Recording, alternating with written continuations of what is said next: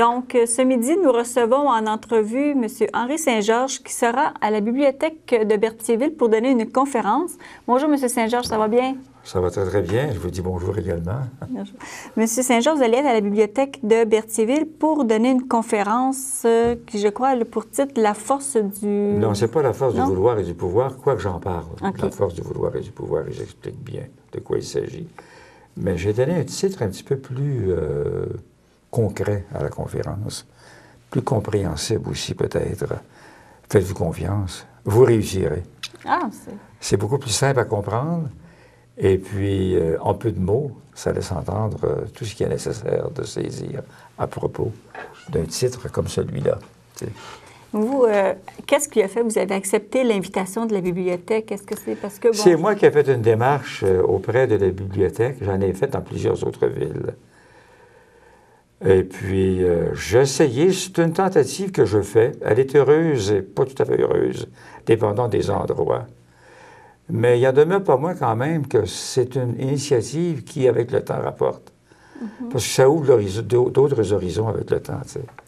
Je l'ai prononcé 3 fois jusqu'à maintenant avec les petites villes dont je vous parlais à un moment donné, parce qu'il faut dire au public, je vais dans les villes et je m'annonce. J'affiche un peu partout et si ça répond, tant mieux, mais sinon, on remet ça au calendrier grec.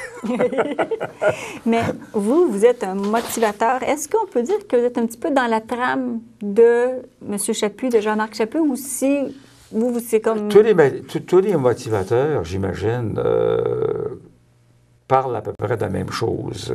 Le fond est le même. Cependant, la forme diffère.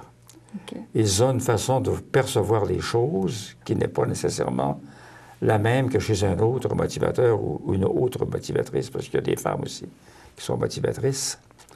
Mais ça revient à la même chose. Tous les gens recherchent le succès, le bonheur, la paix. Alors, que ce soit M. Chaput ou moi ou d'autres, on essaie de trouver des thèmes qui puissent encourager les gens dans leurs projets. À quoi on doit s'attendre quand on va aller vous rencontrer à la bibliothèque?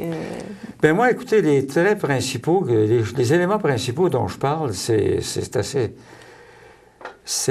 simple. La force du vouloir et du pouvoir. J'explique ce que c'est. La force, bien sûr, c'est l'esprit. Vouloir, c'est la volonté d'un désir. Et pouvoir, c'est la possibilité d'accomplir le désir en question. Ça, c'est la force du vouloir et du pouvoir. Quand on a bien saisi ça, on a saisi beaucoup de choses. Ensuite de ça, je parle aussi des difficultés qui attendent les gens lorsqu'ils entreprennent un projet. C'est pas nécessaire de toujours connaître les succès dans les projets que l'on a. Ça donne des bonnes leçons, des difficultés que l'on éprouve. Il ne faut pas les rejeter. Penser que parce qu'on éprouve de ces difficultés-là, qu'on n'arrivera à rien, au contraire. Elles nous permettent de comprendre ce qui se passe. Je parle aussi de la timidité. Ce défaut, c'est pas une qualité, la timidité. Ah non? Non, c'est pas une qualité, la timidité, non. C'est un défaut. Ben, c'est un défaut, il faut faire attention, là. Mais il y a des gens pour que la timidité terrasse un point tel qu'elle ne leur permet pas de rien faire. Ça ne les permet pas d'avancer dans la vie. Bien, exactement. La timidité, évidemment, c'est pas inné, ça, la timidité, c'est culturel. Oui. Alors, ce que j'entends par culturel, c'est qu'on ne vient pas au monde avec ça. OK. Un être ne vient pas au monde timide. Il apprend à devenir timide par l'éducation qu'il reçoit à la maison. Et puis ensuite de ça, bien, vous savez, si vous aviez à définir la timidité, c'est un manque d'audace un manque d'audace et de conviction dans la pensée et l'action. Okay. Alors, quand on manque d'audace, il y a de fortes chances qu'on soit audacieux. Par exemple, si vous êtes un animateur à la télévision, je donne un exemple, ou une animatrice, et que vous êtes un timide, le message risque de ne pas passer. Ça va être assez difficile pour celui ou celle qui est timide. Okay. Donc, quelqu'un qui est timide, tu vas être moins porté à aller vers des carrières probablement comme ça. Il y a des gens, par contre, prenez les comédiens, ce sont souvent des gens timides. Oui, c'est vrai. Et quand vous les voyez à la télévision, ils ne le sont pas, parce qu'ils sont en représentation. Voilà toute la différence. C'est vrai, parce que je me rappelle, on a reçu un invité en entrevue, puis il disait qu'il était timide, mais le fait de monter sur les planches ou d'être devant la caméra, c'était comme... Ils sont en représentation, ce qui fait qu'on ne peut pas croire qu'ils sont timides. OK. Mais tant mieux si c'est comme ça les aide, ça. Bon, mais plusieurs d'entre eux le sont. Les gens vont dire, mon Dieu, il m'a l'air froid d'abord, tu sais. Il ne l'est pas, il est timide. Ah, ça serait peut-être des gens qui vont peut-être pouvoir voir justement, s'ils voient une personne qui est froide, ils vont peut-être dire c'est parce que peut-être elle est trop réservée. C'est ça. Il y a une certaine réserve s'impose toujours auprès des gens aussi. C'est bon d'avoir une certaine réserve. Ce n'est pas de la pure timidité, ça. C'est les gens ne pas se montrer trop... laisser voir ce qu'ils sont. Ils aiment se cacher derrière un petit paravent, qui est une réserve, quoi. C'est pas plus grave que ça. Il y a une chose dont je parle aussi beaucoup, c'est les peurs. Les peurs de l'individu. Ce que les gens souvent ne savent pas, c'est que la peur est un signe de santé mentale. Il n'y a personne sur Terre qui n'a pas peur. Tout le monde a peur de quelque chose. Oui, c'est vrai. Et vaincre ses peurs, c'est pas évident non plus. Hein? Non, Dieu sait merci. Oui, on en a tous des peurs. Oui. Hein? Puis il y a des peurs... J'explique la différence entre des peurs raisonnées et des peurs irraisonnées. Les peurs raisonnées sont des peurs, ça, qui sont tout à fait normales. Vous marchez le long d'un chemin ou dans une rue, vous êtes sur une rue quelque part, dans une rue, pardon, et vous voyez un incendie, vous ne vous en approchez pas, de peur de vous brûler. C'est une peur raisonnée. OK. Mais c'est une peur raisonnée, irraisonnée, par exemple, ce serait de faire, admettons quelqu'un qui vérifie si les ronds du poêle sont allumés à peu près 15 fois, 20 fois par jour, ou qui regarde le robinet pour voir s'il dégoutte tout le temps. Ce sont des peurs irraisonnées, ça. Il faut faire attention avec la peur. Il y a des gens qui sont morts d'avoir eu peur. J'ai connu un type, moi, qui m'a fait la révélation suivante un jour. Il m'a dit, mon père, il est mort de peur. Il avait tellement peur dans sa vie qu'un jour, il en est mort. Ah. De quelle façon, je ne sais pas, mais il semble-t-il qu'il serait mort de peur. Okay. Il y a même un type, un jour, qui marchait dans un sentier. Il s'est imaginé que quelqu'un le suivait en apercevant son ombre. Il a perdu connaissance. Ah. Il était certain que quelqu'un le suivait. Il s'était mis dans l'idée que quelqu'un le suivait. Donc, ça lui a fait perdre pied sur le codasier puis il est tombé par terre. Il a perdu connaissance pour quelque temps. Mais donc... Ça, c'est une peur irraisonnée. Donc, là, parce que déjà, le temps, il va vite pour l'entrevue. Donc, c'est quelques points que vous venez me mentionner que vous allez parler dans la conférence. Oui, j'en parle. Oui. Je parle aussi des échecs qui ne sont pas si épouvantables que ça. On pense que parce qu'on a des échecs, qu'on rate son coup dans la vie. C'est pas vrai. C'est la plateforme des futurs succès, souvent, les échecs. Qui n'a pas connu d'échecs? Les personnes qui ont les plus grandes réussites en parlent volontiers. Oh. Ben, tout le monde a des échecs. Tout le monde connaît des échecs. Il faut apprendre à vivre avec. C'est un enseignement, l'échec. Ça nous enseigne ce qu'on ne doit pas faire, ce qu'on doit faire, hélas.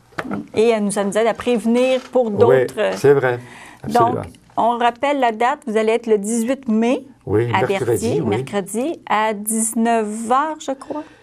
Ça va être à 19h, oui, à la bibliothèque de Berthier. Les coûts des billets sont de 15 $.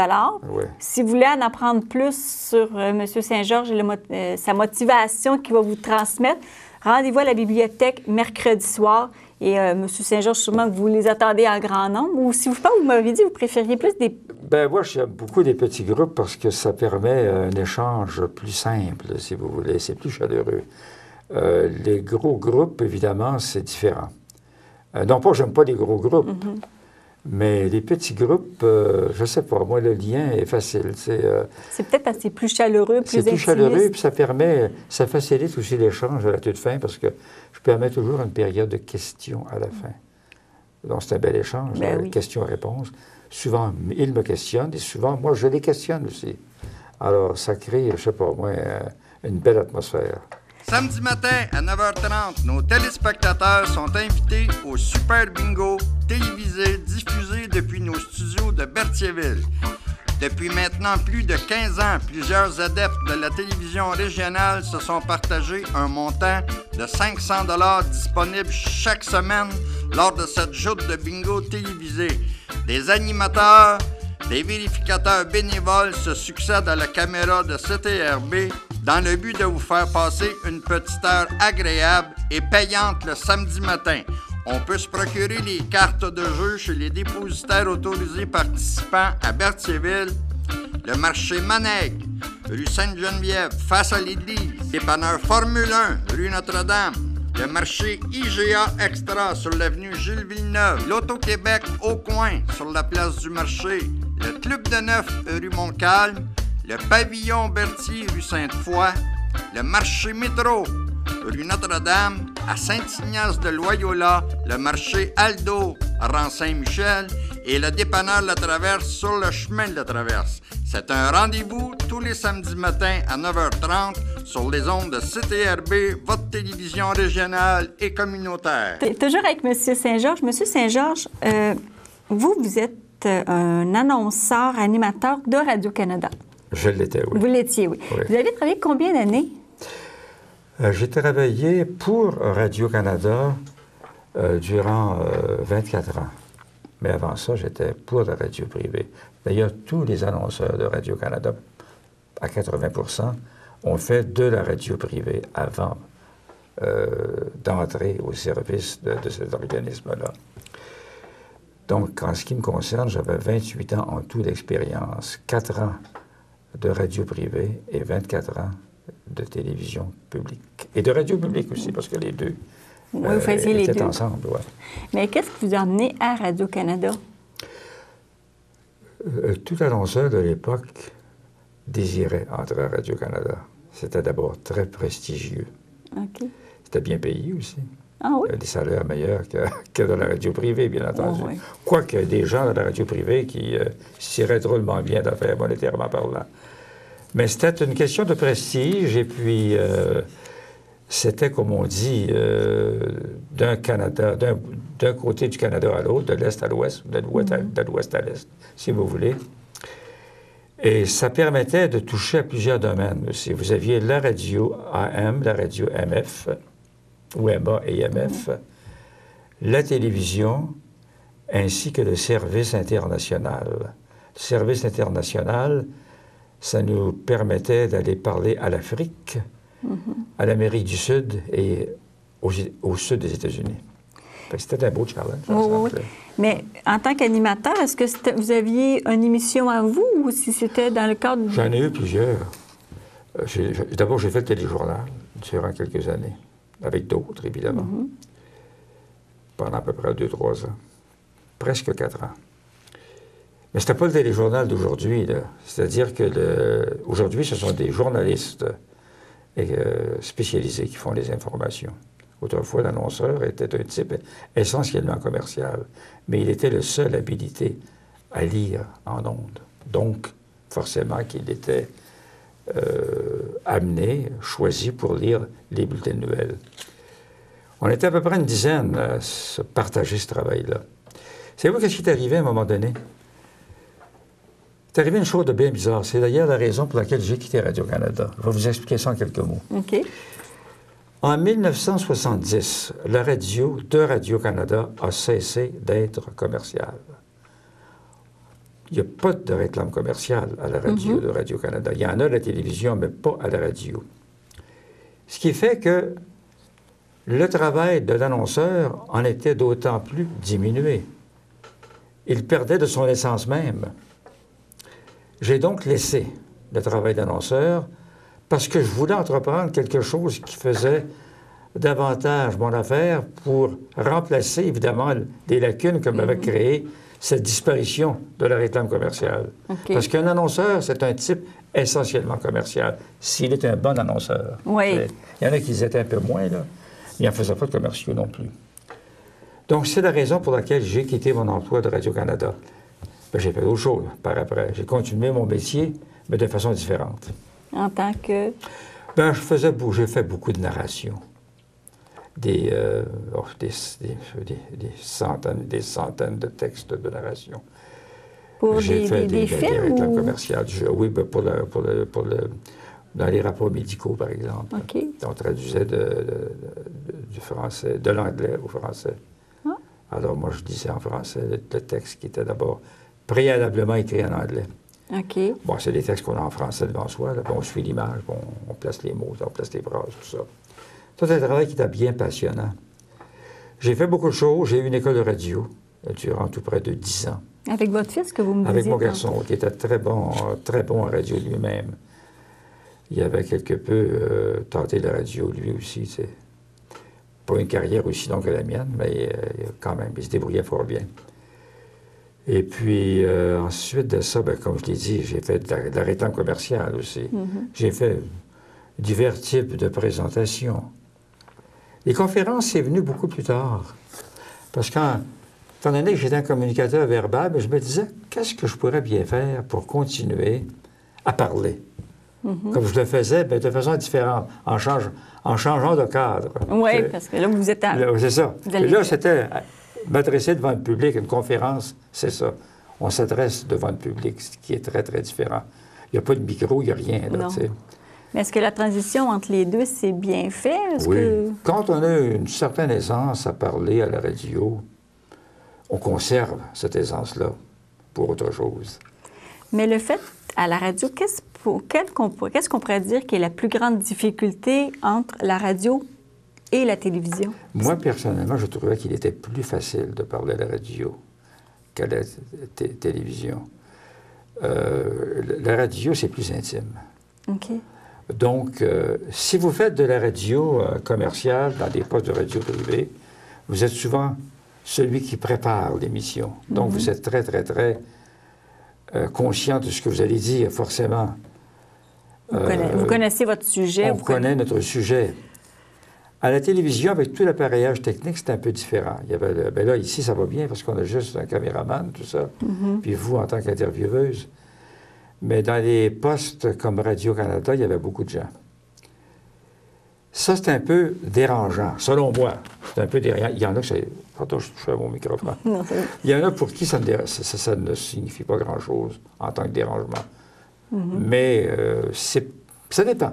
Moi, j'ai fait des quiz, par exemple, à la télévision de Radio-Canada. Ça s'appelait « À la seconde ».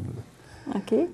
Peut-être que votre mère et votre père étaient beaucoup plus familiers que... Ben, elle avait lieu dans les années 60.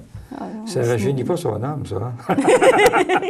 Oh, mais je suis sûre que de cœur, vous êtes encore plus jeune. Comme disait Céline Dion, je suis un jeune de mon âge. Bon.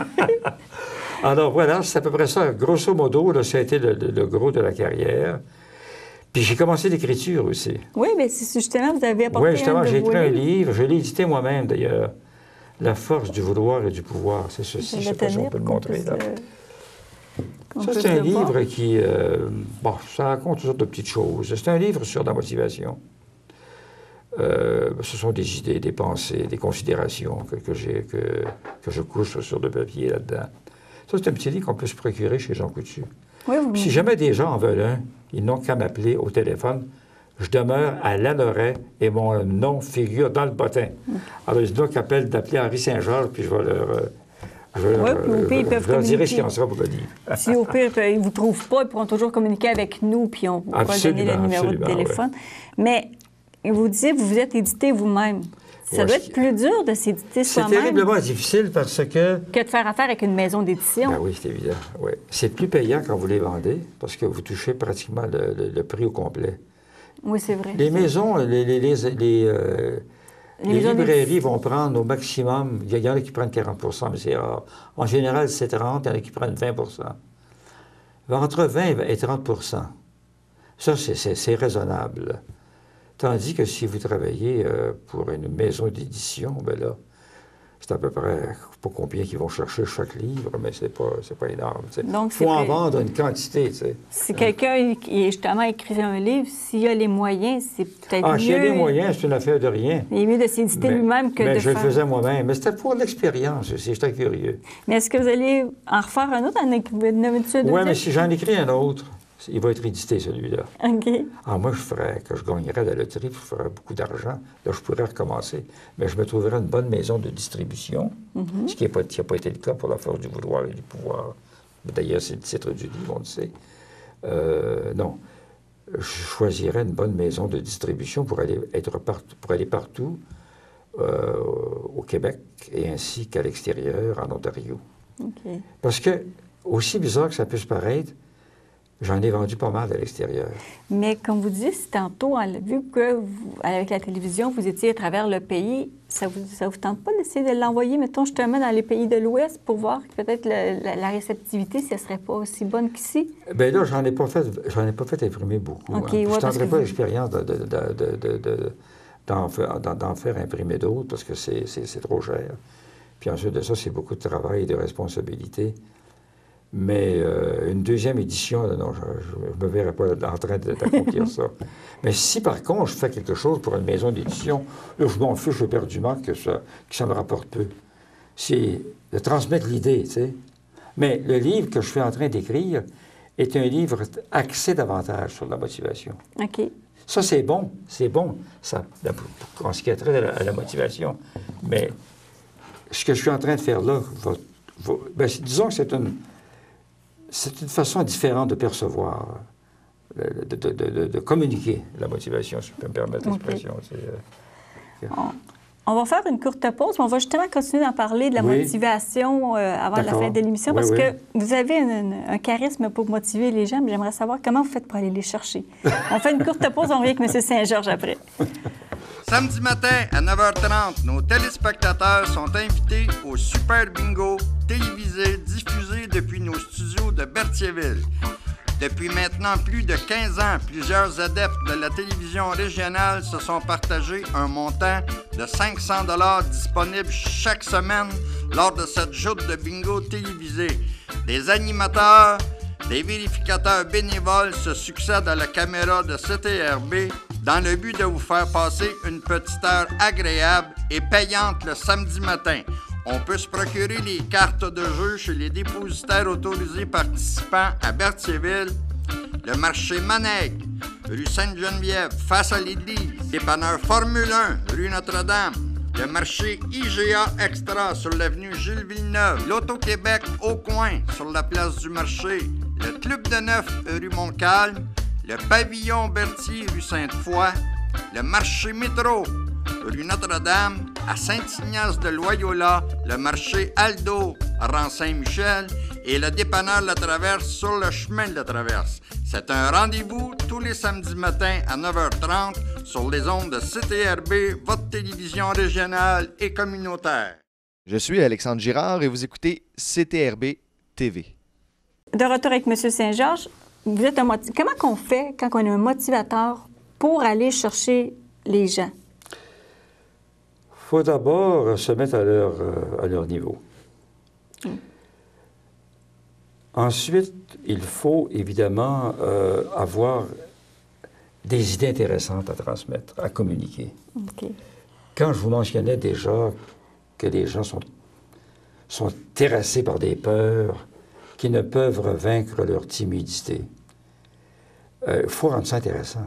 Oui. C'est apporter des exemples concrets, ce que je fais tout le temps. Si mettons exemple par rapport Je fais des farces, après ça, je fais des farces devant le public. Il faut toujours rire le public. Bien, je sais que j'ai lu un petit peu dans votre dossier de presse que vous aviez un don pour l'improvisation, fait que ça doit aider un petit peu. Ah, ça aide énormément. Moi, j'ai des notes, évidemment.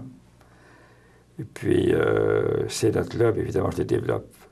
Je ne dis jamais la même chose tout à fait d'une conférence à l'autre. C'est impossible, parce que c'est de l'improvisation. C'est improvisé à 95 %. Mais à force de connaître son sujet, on arrive donc à l'assimiler. Et il est donc plus facile ensuite de le transmettre en vue de le convaincre. Vous savez, dans la communication verbale, Martine, il y a 3 éléments. Se faire entendre, se faire écouter et se faire comprendre. Oui, Tout est là. Les 3 essentiels. Exactement. Mais Ouais. si, mettons, vous aurez comme là, parce que sûrement que la clientèle que vous rencontrez, c'est plutôt des adultes, mais est-ce que, si ce serait exemple des étudiants, J'ai donné des conférences là-dessus, Martine, où il y avait toutes sortes de gens dans la conférence. Il y avait même des gens de 16-17 ans. Il y avait... ce qui est formidable avec les jeunes, c'est qu'ils n'ont pas d'idées préconçues. La dernière des conférences que j'ai données à Rawdon, entre autres, il y avait deux jeunes couples de 20, 25 ans au maximum. Il y avait 4, donc ils étaient juste 7. Il y avait 2 couples, puis les 3 autres personnes étaient des adultes de 45 ans en montant. Ça ne dépassait pas 50 ans. Mais ces jeunes-là avaient une écoute extraordinaire. Très, très, très fascinante. J'arrivais d'abord à les faire rire, parce que je me mets à leur niveau. C'est très important de se mettre au niveau de votre public. Si vous êtes trop au-dessus du public, que vous les considérez comme des roches, Vous je les regrette, perdez. mais ça ne fonctionne pas. Vous les perdez. On les perd très facilement. Ils s'endorment, ou encore, ils quittent la salle. Ils pourraient quitter la salle. C'est pas arrivé dans mon cas qu'ils ont quitté la salle jusqu'à maintenant. Parce que je ne contredis pas, moi, je ne contreviens pas à certaines règles en faisant des conférences. Je me mets donc à la portée des gens. Et ce faisant, eh bien, ça leur permet évidemment de se sentir, puis de faire corps avec moi. C'est qu'au fond, c'est comme un chanteur, tu sais. Chanteur, c'est pas lui d'aller vers son public. C'est drôle à dire, il y va toujours vers son public. Mais quand le public réussit à aller vers lui ou vers elle, à ce moment-là, c'est la partie gagne. Puis surtout quand on rencontre les gens après, soit une conférence ou justement un Absolument. spectacle, c'est là notre public, et comme on dit, c'est eux qui nous font vivre, mais c'est aussi... Exactement. Puis il faut beaucoup aimer son public aussi. Moi, j'ai toujours aimé les gens. Je me sens bien avec les gens. Je n'ai pas peur de leur parler. Par exemple, prenons juste le cas des relations interpersonnelles. C'est tellement important, les relations interpersonnelles.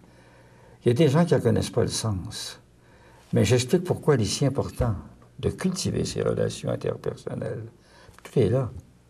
Parce qu'au fond, quand on s'adresse à un public pour répondre à votre question, on se sert des relations interpersonnelles, mais de façon différente. OK. Dans quel sens? Mais dans quel sens? C'est qu'on échange. Parler à un public, jusqu'à un certain point, c'est un échange. C'est comme dans un couple, là, s'il n'y a pas de communication. Exactement. Effectivement. Il ne reste pas beaucoup de temps. Quel serait, parce que là, vous avez un bagage de vie quand même assez, À assez vos important. âges, c'est normal. C'est ça, c'est important. Quel est le rêve que vous n'avez pas encore réalisé, puis que ça, là, vous aimeriez le réaliser avant de mourir? Eh, Seigneur, si j'étais plus jeune, il y avait des choses que je ferais. J'avais pensé un temps faire un chanteur d'opéra, mais venez-vous donc. J'avais la voix pour ça, moi. Bien, je n'avais pas la formation musicale, ça me manquait. Il aurait fallu que j'étudie la musique. Mais j'ai pas regretté. Vous savez, ça, c'est encore une autre chose. C'est très intéressant comme question que vous posez là. Si je vous disais que je ne regrette rien, un peu comme la chanson d'Édith Piaf, Oui. je ne regrette rien. J'ai fait ce que j'ai pu avec les moyens dont je disposais. Et ça m'a rapporté au centuple, là. Si c'était à recommencer, cher ami, je referais la même chose. Donc, tout ce que vous avez réalisé, ça faisait partie de vos rêves. Parce que j'ai eu une très belle carrière, soit dit en passant. Mais- J'ai eu une très belle carrière. Alors, je ne vais pas me plaindre. Aujourd'hui, faire de la télévision, de la radio, c'est extrêmement différent. Le contexte n'est plus le même du tout, du tout. Ça doit. Oui, c'est pas la même chose. C'est peut-être un petit peu plus convivial, d'une certaine manière. Autrefois, c'était plus raide un peu, tu sais, c'était plus carré, tu sais. Tandis qu'aujourd'hui, mais les gens sont plus relax. Beaucoup plus relax. Comme on l'est en ce moment tous les deux. Bien, c'est ça. Donc, on rappelle votre livre La force du vouloir et du pouvoir, C'est que bien les ça. gens peuvent se procurer chez Jean Coutu. Oui. Si À advenant Berthierville. Berthierville. Si advenant le cas, il n'y en a plus. Au pire, vous pouvez communiquer avec nous à la station. On va vous donner les coordonnées de M. Saint-Georges. Ça va C'est nous ça. faire plaisir. Oui. Ils n'ont qu'à retenir que je demeure à Lanoret À Lanoret. et que mon numéro de téléphone est dans le bottin. Pas plus compliqué que ça. Ben, c'est ce qui conclut l'émission. Monsieur Saint-Georges, merci de vous être déplacé Ben, dans c'est nos moi qui vous studios. remercie. Vous avez été bien gentille. Et puis, je suis sûre que les gens doivent être assez captivés par ce que vous dites, parce que vous m'avez captivé par vos paroles. Et j'espère un jour avoir autant de sagesse que vous en dégagez. Qui est la sagesse, qui est la dernière des spécialités, c'est qui consiste à n'en avoir aucune. Donc, encore une fois, mille merci, Monsieur Saint-Georges. Et nous, on se retrouve une prochaine fois. Bonne fin de journée. Au revoir.